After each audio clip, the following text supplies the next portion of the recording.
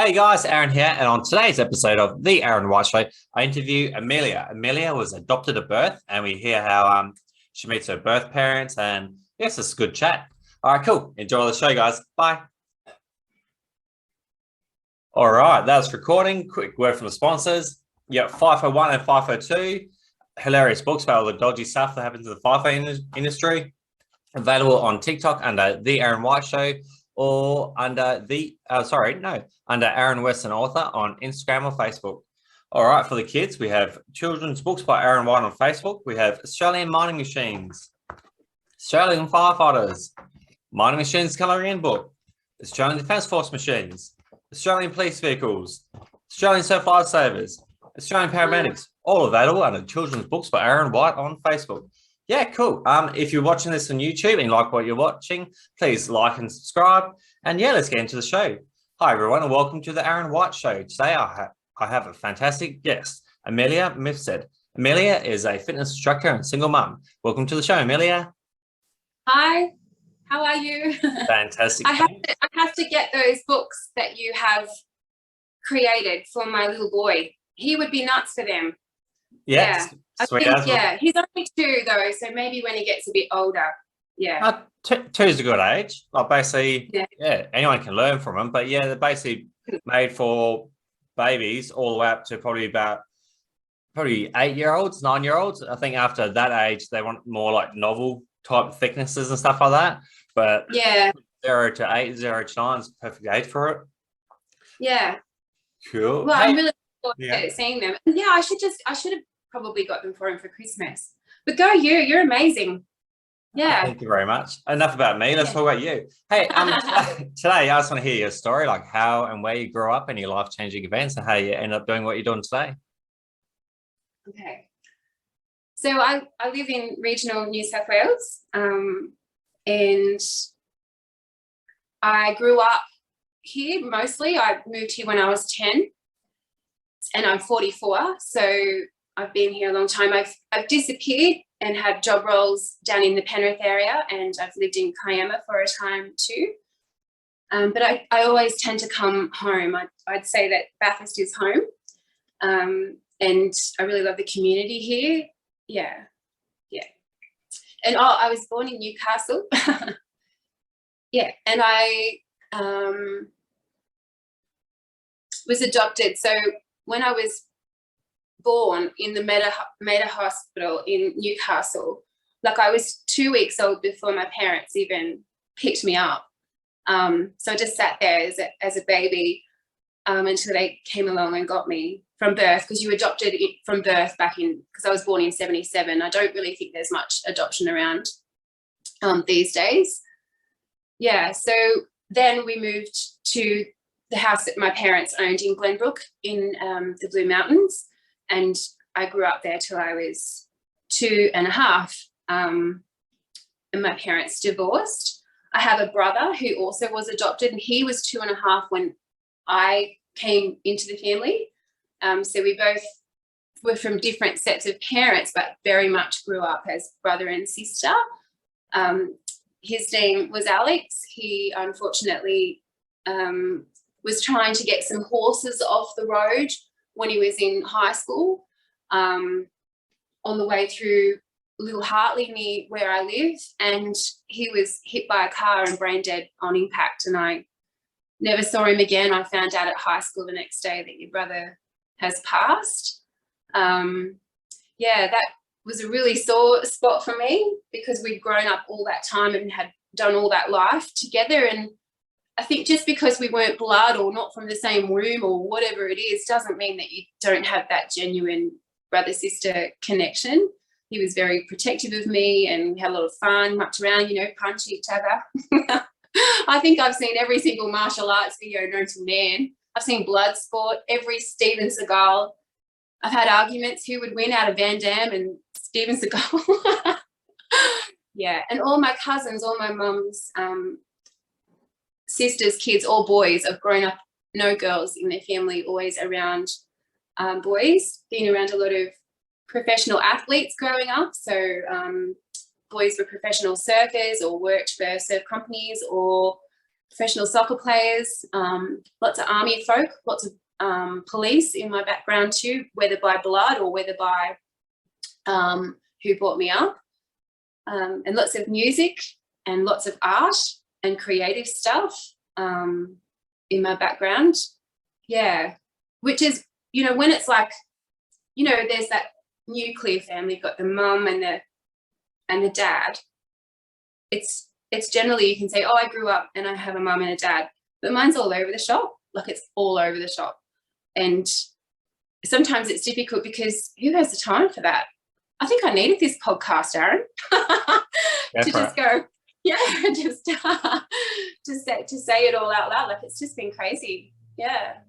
And my mom, who adopted me, my parents couldn't have children. Mum and dad couldn't have children. They were a young couple in the 70s. So they picked me up from St. Vincent's de Paul Adoption Agency. So that's the family joke, that you get some great things at Vinnie's, which was me. And people say, oh, you came from Vinnie's. But can I just say, I was a very expensive baby.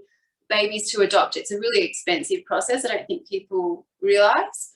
My natural mum was 15 when she was pregnant with me, and 5 days over 16 when I was born. And my Indigenous dad was 18 at the time that I was born, and never got to meet me until I was 20, when I rocked up to Kempsey and said, hi, I'm looking for Fred Dixon, to the first Aboriginal person I could find. And I said, here's my dad and I'm looking for him.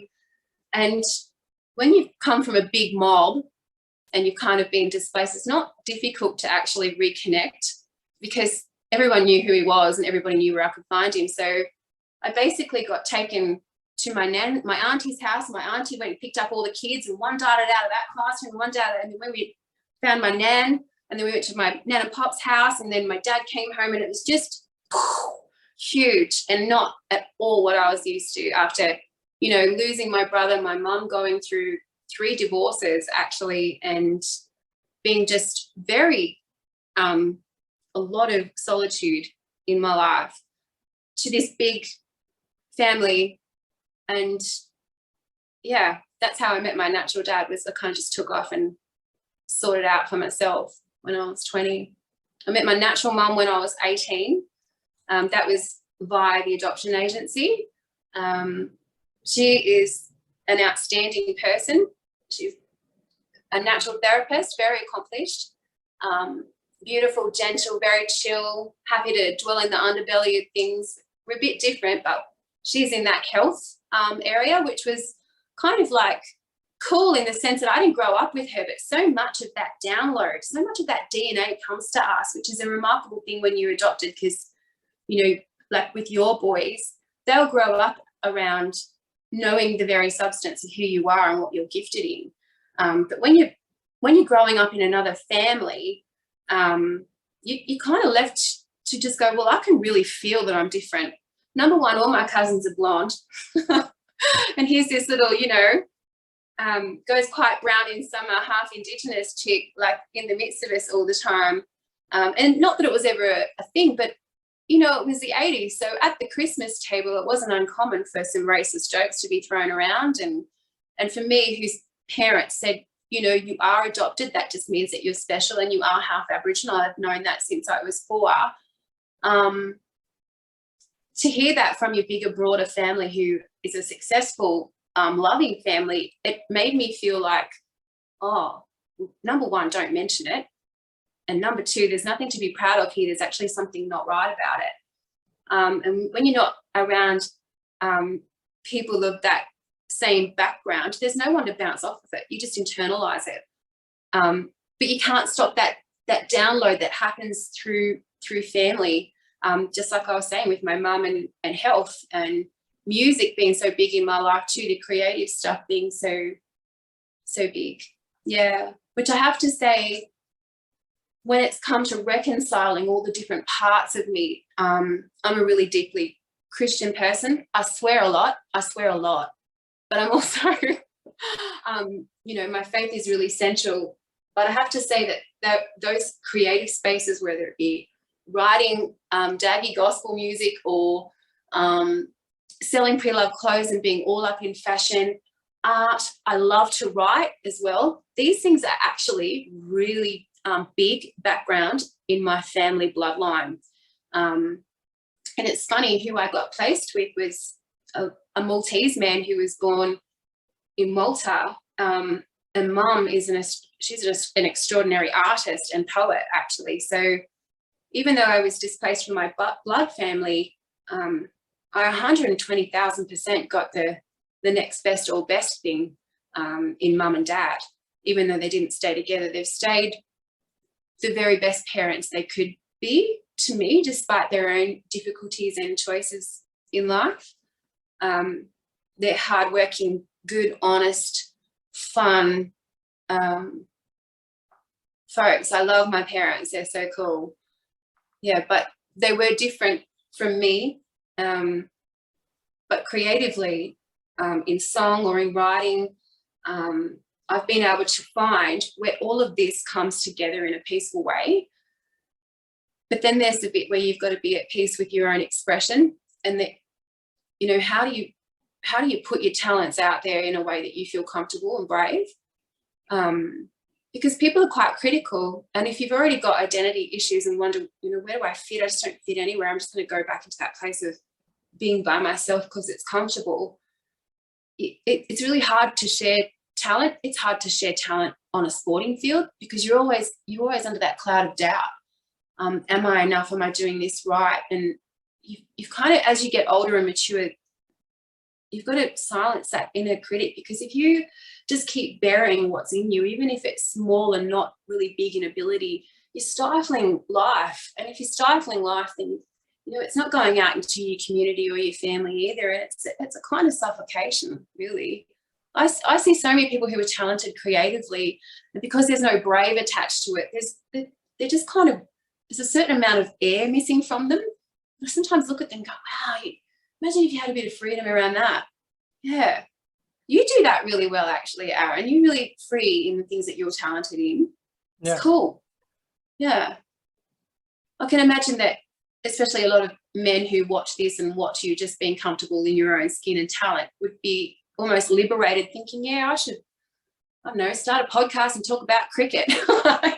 Yeah, I've got to say that something about myself, and I know I'm jumping all over the place. I'm a bit of a verbal processor, is that I'm naturally very, very encouraging person. I don't know if lots of people know how to take that sometimes, like where I'll just be standing somewhere and say, you should have your own podcast. Or I met someone the other day and I thought, Flip, you could be an excellent music manager. You should get some work experience. And I don't think it had ever occurred to them that that was something that they were good at. But for me to watch them and them to take it in was like, I hope they sat with that for a while and thought, I do have more in me than just my day job, you know. Like my day job is, yeah, I'm a fitness instructor and I have been since 2001. Excuse me. But it has been an underpinning for the creative stuff more so, I think, because you need finances, don't you, in life? And fitness is another passion for me, because you work with body and health, and I love movement. I love science as well. But it's also being that encouraging person. It's been the perfect fit. Put me in an admin role and you'll lose your business. I'm shit at admin. Get me working with people. I'm awesome at sales. I think as a personal trainer, I excelled for a really good season of my life because I could sell my product, especially in, if you believe in something enough, you can sell ice to the Eskimos if you believe it. Yeah. And I think that's what health is, especially when you have some equipment. Like I have a diploma in fitness, I have a Cert 4 in coaching, I'm Zumba trained, I'm Aqua Zumba trained. I'm just probably about to finish in March, April, my Pilates cert, my sort of first level of Pilates, and not just your everyday Pilates. I mean, stuff that you could teach in New York. It's more universal. Yeah, these things have been like a place of encouragement and movement and body. But the thing that I've loved the most, and I work at the pool now as a fitness instructor, is the facilitation of community, that I'm working with older demographics who are disconnected. And this comes back to that bit of wrestling with feeling like I'm not fitting in family-wise and stuff. And now as a fitness instructor, I'm setting up a platform where every week this mass of women get together, exercise, catch up, verbally process with one another, and they're not lonely. Actually, they're thriving. They're thriving in their bodies because they're doing fitness, and they're thriving in their community because they're getting together. They're friends, they support each other, they have fun. We do social stuff outside of the pool. And I'm sorry, but where's the fire missing in that? It's cool. It's a cool job.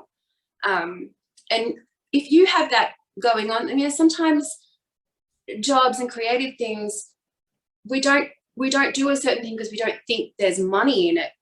And I understand that sometimes there's more food in things than just money. It feeds you in a different way. And it's like, you're better off with a meal of vegetables with peace than a feast with turmoil. And the right role in the right energy, that money, it will just come, I feel like. Yeah. You can ask a question if you like. I'm running out of breath. That's cool. I want to know more about the like finding your birth parents and stuff like that. Did you wrestle with that? Like, did you go, maybe I don't want to meet them because maybe I had this feeling of abandonment or something? Or tell me about that whole process, wanting to find your birth parents and then actually going through the process to find them. So when Alex died, my brother, Mum contacted the adoption agency to put in a letter to say, Alex has passed. If his parents come looking for him, there's a letter to say, unfortunately, he's passed. And while she was there, she made inquiries for me, because the way adoption worked back then is that you would have to put a letter in saying, I want to meet my natural parents. And they would have to put a letter in saying they want to meet their natural child. And if the two come together, you go forward. And that, in my case, actually happened quite successfully. And we were really lucky. So Mum and Kathy met first. And then she flew me up to Lismore to meet her. And I spent a week or so or something or other at first just to meet them. And it was tough for me, but actually I've realised, being a mum now myself of two, can you just even fathom what she's been through? She was 15, like at high school, pregnant, from completely opposite sides of the bridge, quite an established, well-to-do family within the community. My grandfather had the marina, and then the other part of that is that she was, both of them extraordinarily, Fred and Kathy, good looking. He was the gorgeous, athletic Aboriginal guy that could play guitar, and she, the beautiful girl. It's a bit Romeo and Juliet, but yeah, they've ended up pregnant, and there was absolutely racism at play. There was absolutely no support for a young pregnant girl back in the 70s. And you get kind of sent somewhere to sort of help have the baby inside your mind first, with no support around you. And then I think she's made decision outside. I think she had a little bit of autonomy around what she was able to do, but at the same time, not really. So it wasn't difficult for me. I've been more concerned over the years how she's fared, because that's traumatic. You have a baby and you don't get to see them. Can you imagine having a baby and then, like 18 years later, she's sitting having a cup of tea with me? That's freaky. And we're friends. This necklace I have on today, she gave it to me. It's mother of pearl necklace. So we're mates and we're friends. She gave this one to me for my 23rd birthday, I think. Yeah. We stay in contact. It's been a journey. She and I communicate quite well and openly about vulnerable feelings and story. Unfortunately, Fred passed at the age of 47. from throat cancer. So I only met him probably about 4 or 5 occasions. My Aboriginal nan probably a bit more so. And I think a part of not connecting so much in that area is because I just really struggled culturally. I never grew up around Aboriginal culture, and I never and having that shame because I was around environments where I saw that there was a lot of rejection for Aboriginal people and around being Aboriginal. And so it's not that loud in your mind. It's more deep than that you've got some kind of shame that you've got to deal with. And so you pull out of that situation. You don't get close to it. Can I just say that's the shittest deal? I wish I had more brave around it because I've missed out. Yeah, but I was so insecure and battling with my own sense of rejection that, people that struggle with rejection reject people. It's like a carry-on effect. And so, yeah, that's a bit sad. Cool story, though, was that we did get to hang out in Kempsey for about 2 weeks. And while I was in Kempsey, I was reading a book, and I went to the library. I was 20. And I went to the library, and I sat like this with the lady at the table at the library. I said, "Oh, I'm looking for this book." And she said, "Oh, yes." She goes, "You're just in town?" And can you imagine, like, me looking the way I did? I look very much like my natural mum. And she said, "Oh, and where are you from?" And I said, "Oh, I'm from Bathurst." She said, "What are you doing here?" I said, "Oh, I'm here to see my family, and this is the librarian." And she said, "Are you Amelia?" And I said, "Yes." She goes, "I'm your grandmother. I'm Kathy's mother." And the librarian was my grandma. It's cool. Yeah, it was just a coincidence. It was just meant to be. I don't know if we would have been given that opportunity. So that very next day, I went over to my white grandparents' house, which is up on stilts and overlooking the Kempsey River. And we had wine and chicken and mango salad. It was just, and they were cool. I just really liked their company. Yeah. And that too, I wish I had more opportunity to get to know them.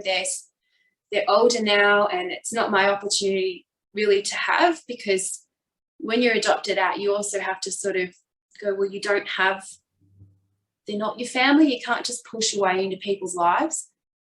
You've got to be invited, whether they're your blood or not. You're there because of their own volition and because of your own volition.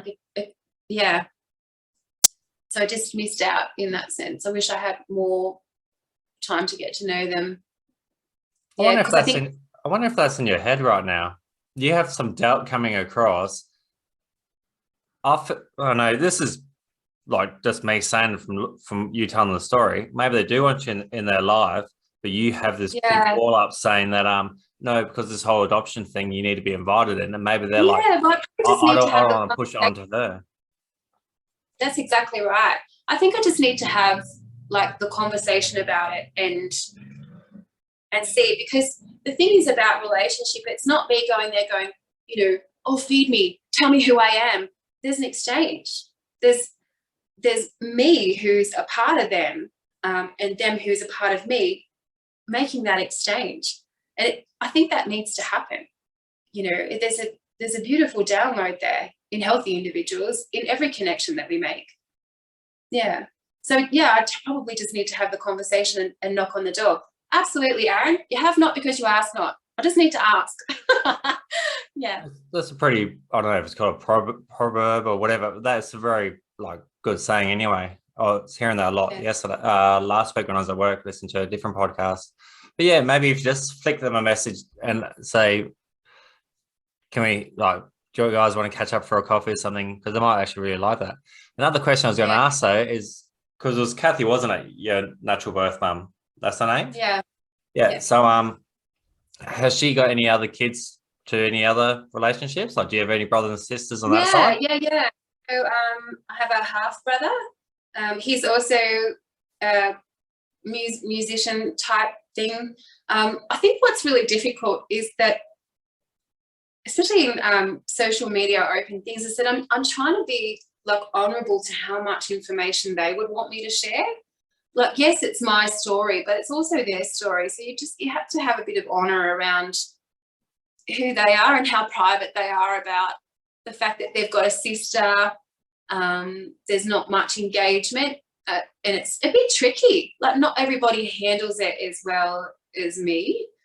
You have to let people have their own peace and sense of things when it comes to connection. And like my brother, we've spent time together, as you know, me staying up at my natural mum's house, and he and I mucking around, and it's a bit of a shame actually that we're disconnected, because I still feel like there's more exchange there. But you know, he's down in Melbourne and he's got big life and different things going on in his world, and I'm here, single mum with kids. So like, it's logistics really, and priorities.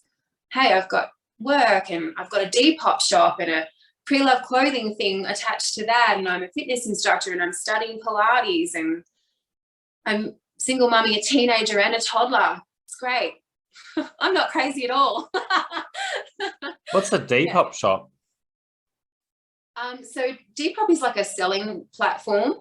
So I sell pre-loved clothes, and you load the product and people can purchase it via that, like Etsy or eBay, but it's called Depop, and it's pre-loved stuff. Yeah, I think it's British based, but we have it here in Australia, like Poshmark or whatever. But you can choose a variety of them, but I've just stuck with Depop. I've found that it works for me. Yeah. It goes all right, your online store and stuff? Yeah. Oh, look at this. It's number one, it's a hobby. Yeah. It's a form of expression for me. And yeah, it's a little bit of a fun little cash maker. I love clothes. I love fashion. I really like the underpinning thing of, like, I hate waste. I hate devaluing things, people, clothes. I reckon value is hot. Do you know what I mean? Value yourself, value your things, be thankful. I think value is absolutely connected to being thankful. Thankful for your health. Thankful we live in Australia. Hooly dooly. Yeah. So yeah, I think that environmental kind of health stuff and fashion, yeah, part of the reason why I'm good at selling it that too is because I believe in it. Yeah, I think we've got enough stuff. Let's use what we have. And isn't that fun? Like, back to the thing about family is, you know, I'm single, and I think I'm starting to get quite comfortable with the fact that I'm single, that rather than putting myself out there looking for something new all the time, maybe I need to knock on those doors, Aaron, like you were saying, and let that exchange happen rather than looking for the new all the time. Yeah. Like, what's in my hand right now? Same with clothes, same with everything. Value what you do have in your hand and stop pushing into things that are the door's not opening, you know? Like, why torture yourself? What is in your hand? Yeah, cool. I've just made a resolution. Just verbally processing. We chicks do that, don't we? I love verbally processing with your wife. I have to mention her. She's such a big part of my story. You know, at high school, she was a year below me, but I knew her from public school too before I got to high school. But in high school, she really caught my eye. She's fascinating. It's, number one, extraordinarily beautiful, like fascinating because she's just so beautiful, you want to look at her. She's sassy, but at the same time, she's just so golden and lovely and encouraging and a fantastic listener. And she's got this vault. If you tell her things, she shuts it down. And my fascination with her gave me the ultimate key in my life, which was, you know, basically becoming a person of really God encountering faith. And I think part of the reason why I'm so connected to her today and value her so much is because we just have this, wow, it's just so beautiful. I can't even put it into words. She was that special to me, and she still is. I feel like crying. Yeah. Yeah, she's pretty amazing. It's a good tip. Yeah. Saska.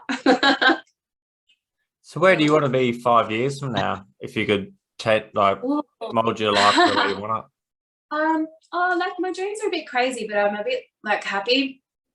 I think, you know, go big or go home. I would love to have a mid-century home. I'd like to live in California, I think.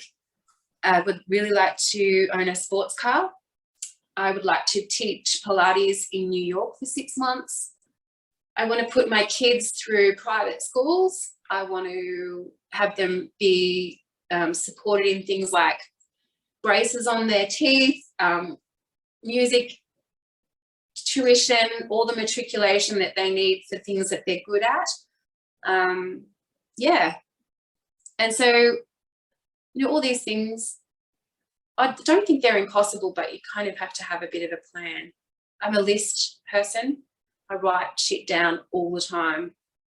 I'm always writing things, sometimes stories. I write prayers, I write songs, write down grocery lists, I write down my budget. And I think that maybe just generating a plan and not putting a cap on things. Oh, I'm 44 and I can't do that, or you never will. And, you know, just silencing that and going, well, just keep punching, you know, just keep getting up, just keep going. You know, it's fine to sit here and sort of look like you can talk about it so clearly, but I've just had some battles in my life that have been, like I've had with all this mix up with my family and different things I did as a girl partying when I was younger. I ended up with really severe mental health issues.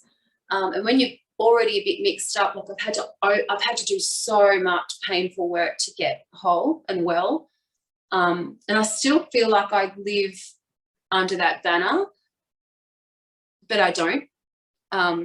It's definitely not at all how it used to be. Thank goodness. And the other thing is just not having, like, being a single mum. I mean, obviously there's a big story behind that, and especially my youngest, like, his dad just left me with it. I was 7 weeks pregnant and he still hasn't spoken to me since. So I've raised Ari completely on my own, and because I'm a bit on my own family-wise, I've been really reliant on my community and my friends and church environments to sort of help me raise this little boy. He has no men in his life. That just hasn't been provided for us, but a trillion really astonishing, accomplished women. So I don't know. Sometimes I think, I don't know what you're doing, God. And I've certainly asked you to put right people in his life. And I've even knocked on a few doors to say, can you help me with this? But the door hasn't opened. So he is just magnificent, this little kid. He's so talented. He's so sharp. I still actually have to see his dad around town sometimes parenting his other kids. And it is such a punch in the gut. And I've had to work so hard to overcome the grief of it, the anger. I'm more hurt for Ari because I wish I could provide something for him that I can't. But yeah, picking myself up and keep chasing those dreams and not seeing them as limitations and actually seeing them that this is somehow a key. This is somehow gold. This is somehow crafted in me, such a strength and recognition of my own ability that I don't think those things can be held back from me, because I know that when I really put my heart and mind to something, I can do astonishing things. Yeah. And it's just a matter of time and process and breakthrough. And to being a woman of faith, like I've always got my nose in my Bible and praying.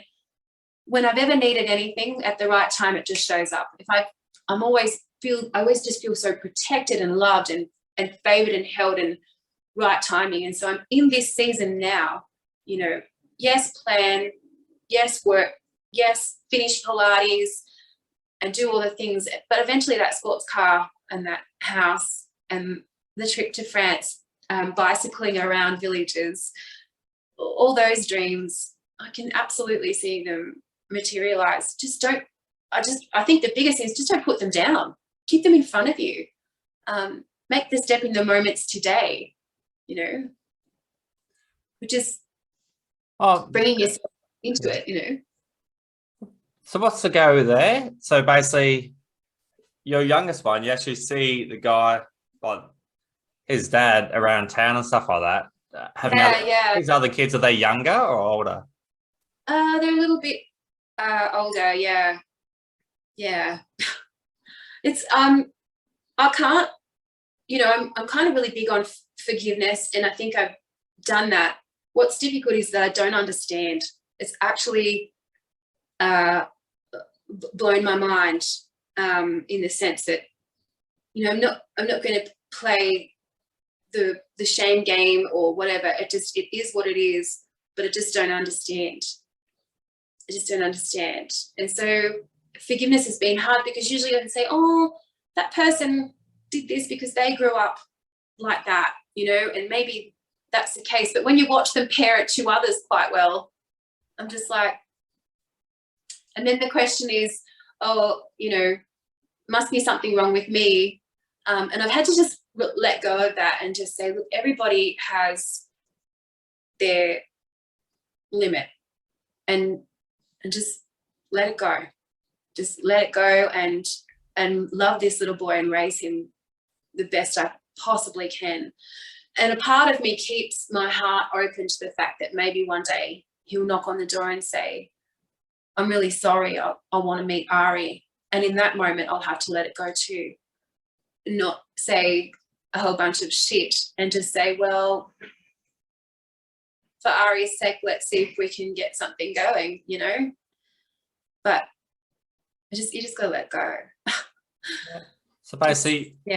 You got pregnant. You obviously, you guys hooked up. Yeah, I don't know what a relationship was. Bass player in the church band. Oh yeah. Oh, yeah.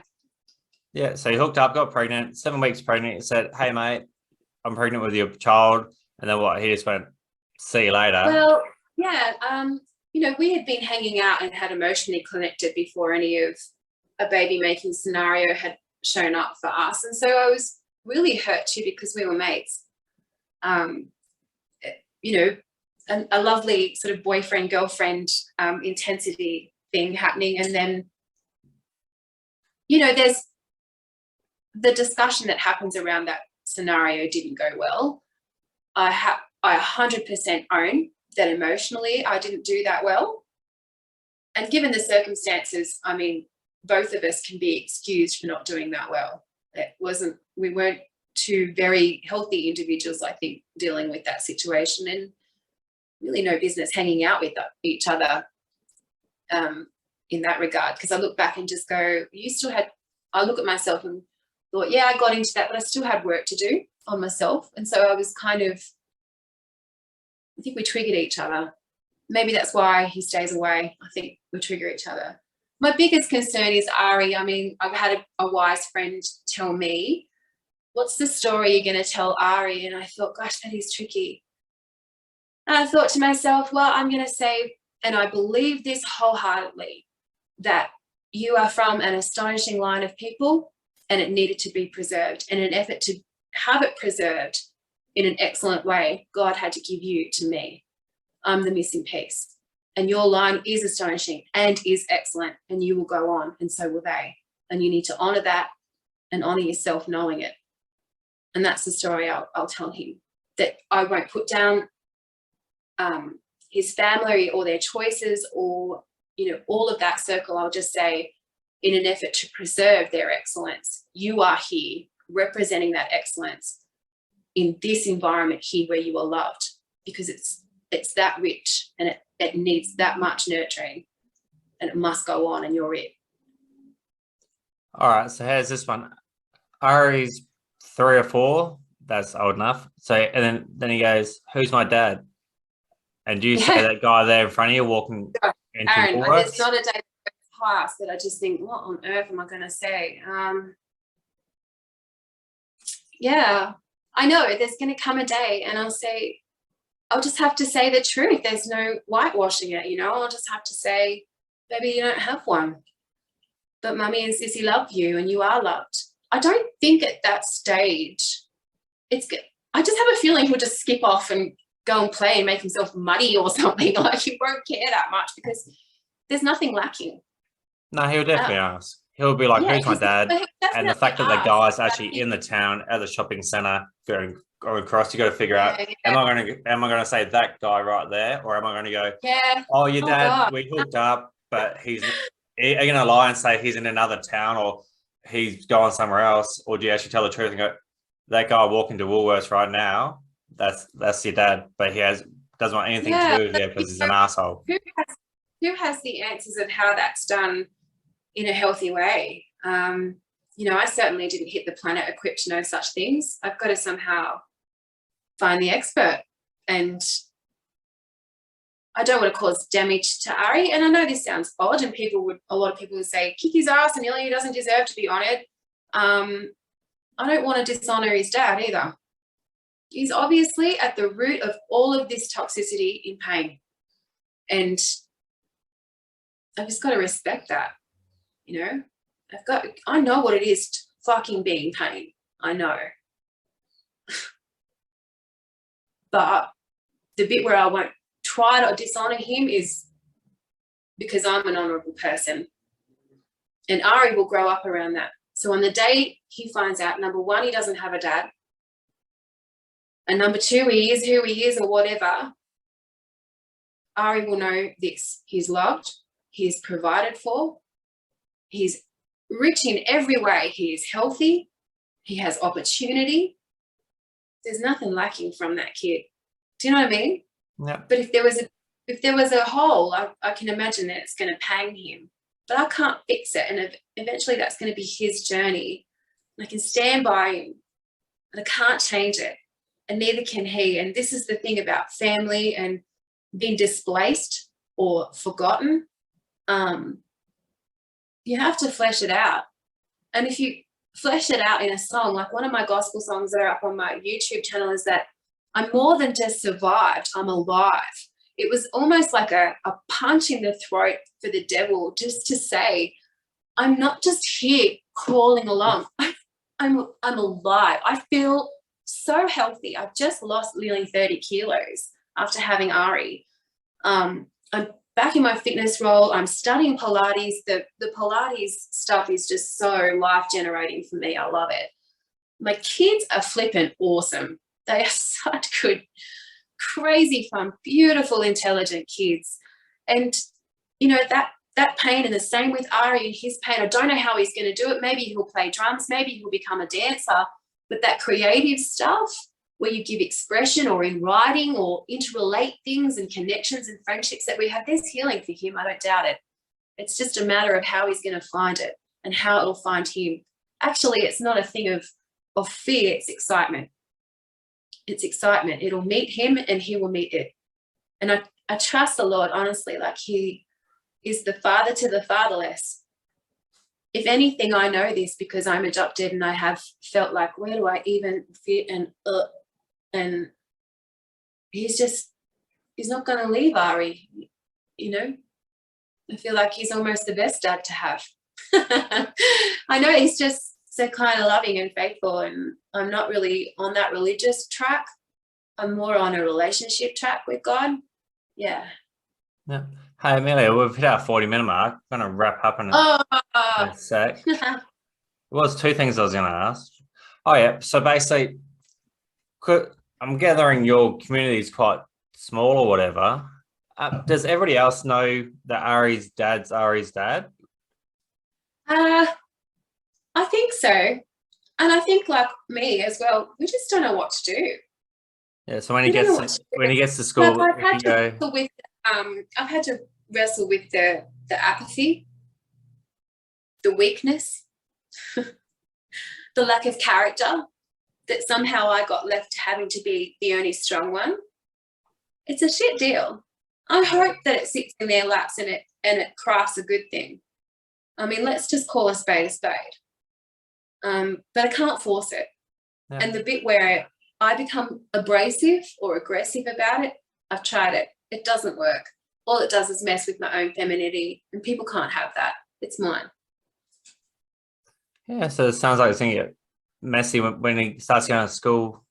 And then, so does his... Oh, yeah, the Father's Day breakfast and all that. No, that's not where I'm going with it. I'm just saying, when Ari's older brothers, if you go to the same school, like the third year sixes or whatever, Ari's year one, do they know that Ari's their younger brother, but Ari hasn't been told? Yeah, I think they do now, actually. I saw them in town, and after 2 years, I finally had to say something.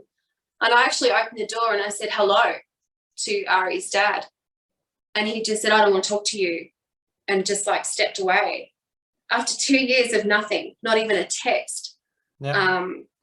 And just went, why? I said, that's shameful. I had shopping bags. And he just stood there, and his boys just stood there.